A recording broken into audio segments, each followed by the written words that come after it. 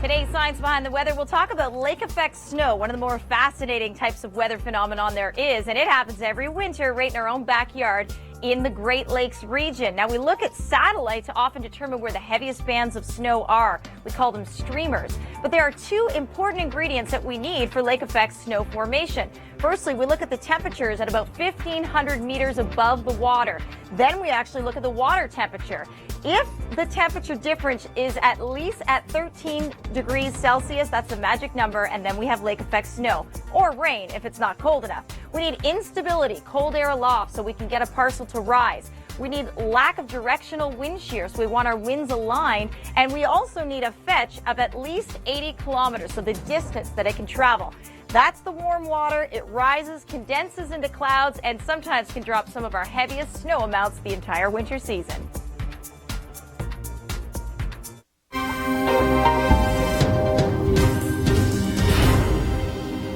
Yeah, that's right. And the lake effect machine certainly getting primed this week. Cold air is in place. Dr. Doug Gill joins me to talk about, what's the difference between, we've heard these stories. I lived in Bracebridge up in Muskoka one year. We got 176 centimeters in like 2 days. London typically gets hard.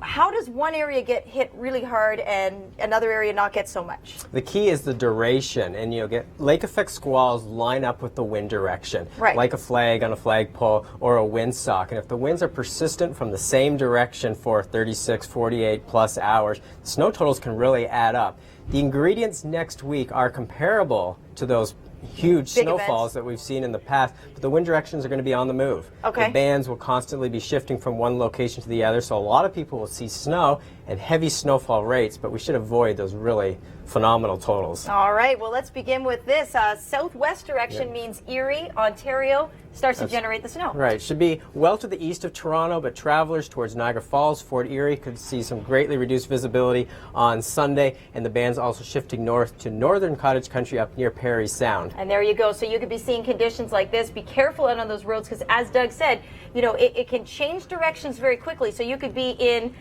sunshine and then all of a sudden you're in a whiteout condition, and this is very typical. We're used to it, but for people that aren't used to it, maybe just move to the area.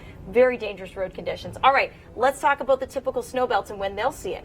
Monday night into Tuesday, the winds turn to the northwest, so a band to the southeast of Georgian Bay and also in the London area. I could see some very heavy snowfall rates, but as we go a little bit later into Wednesday and then eventually Thursday, those bands turn again. The winds go first to the west and then back to the southwest.